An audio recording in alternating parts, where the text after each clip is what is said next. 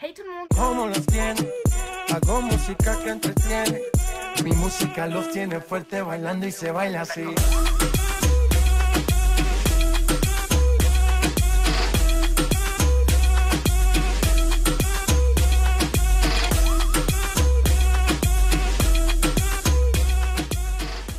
Aujourd'hui, je suis super contente de vous retrouver dans une nouvelle vidéo qui sera la vidéo où je vous présente mes affaires d'équitation. Donc cette fois-ci, dans cette vidéo, ce sera la partie 3 et ce sera surtout la dernière.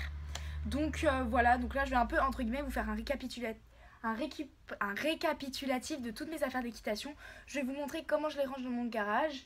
Enfin comment, je vais plus vous montrer comment c'est placé. Et ce que je ne vous ai pas présenté, je vais vous le présenter. Alors si vous voyez qu'il y a des affaires que je ne vous ai pas présentées et entre guillemets je vous les montre mais sans plus, c'est parce que c'est à mes sœurs et que c'est à mes sœurs, donc ce n'est pas à moi de vous les montrer. Bref, et désolé pour la luminosité, je suis dans mon garage encore une fois et en plus il fait presque nuit. Bref, sans plus attendre, on va commencer tout de suite. Alors voilà comment ça se présente. Alors tout autour il y a plein de choses, mais moi je vais vous montrer seulement mes choses d'équitation. Donc on va commencer par ce qui est en dessous. Donc en dessous il y a des sacs qui sont vides, un stick, d'autres sacs et dans ce sac là gris, donc ce sac aussi est vide, et dans ce sac là il y a tout ce qui est boots et chaps. Donc comme depuis toute petite on monte, quand on a des boots trop petites ou des chaps trop grandes et qu'on mettra plus tard, en tout cas tous les boots et les chaps qu'on ne met pas en ce moment, on les met dans ce sac. Donc voilà pour le premier étage qui est le moins intéressant.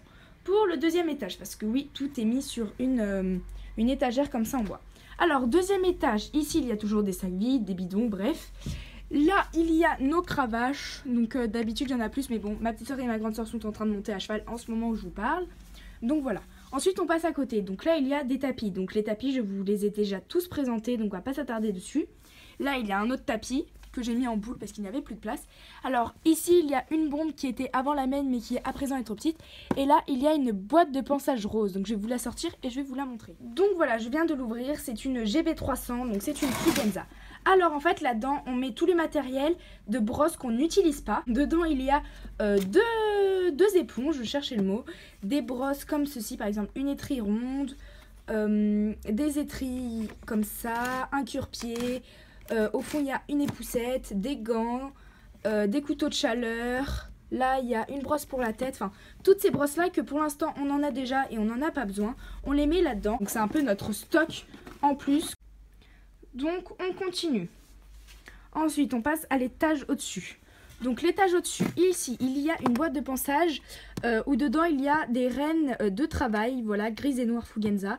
Tout simplement, il n'y a rien d'autre dans cette boîte. Dans cette boîte-là, je vous l'ai déjà présenté ce qu'il y avait dedans dans la première partie de la vidéo. Là-dedans, il y a tout ce qui est soin pour graisser, etc.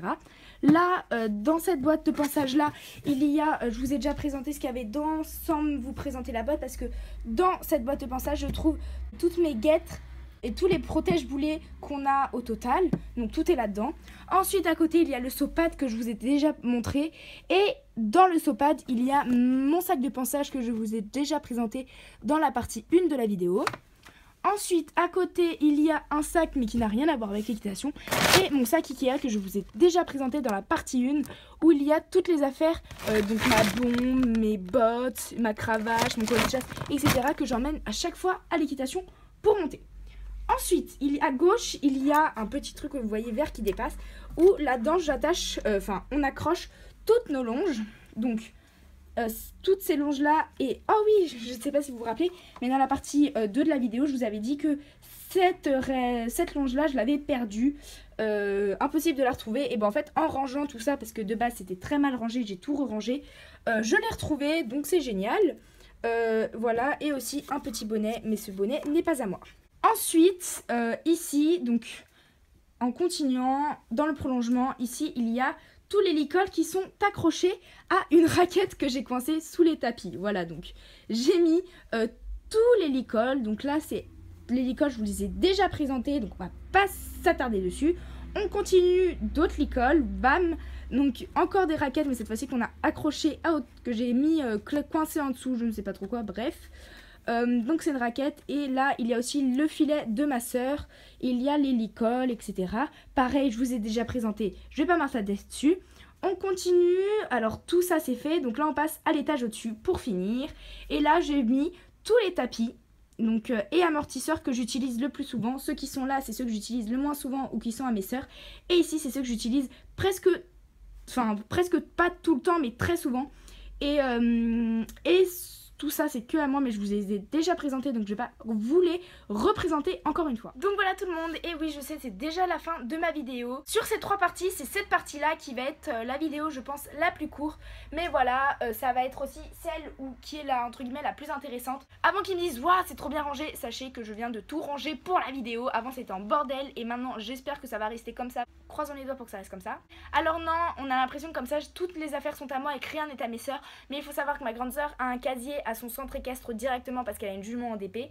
Et ma petite sœur, à part une bombe, une boîte de pansage, des boots, des chaps et une cravache qui sont avec elle parce qu'elle est en train de monter au moment même où je vous parle, elle n'a pas grand chose parce que forcément elle a son galop 2 pour l'instant, donc elle n'a pas encore grand chose. Donc voilà pour ça, j'espère que la vidéo vous aura plu. Si c'est le cas, gros pouce bleu. Dites-moi si vous voulez que je vous refasse, si vous voulez que je vous fasse des vidéos autres que quand je monte à cheval, et si oui, dites-les moi en commentaire.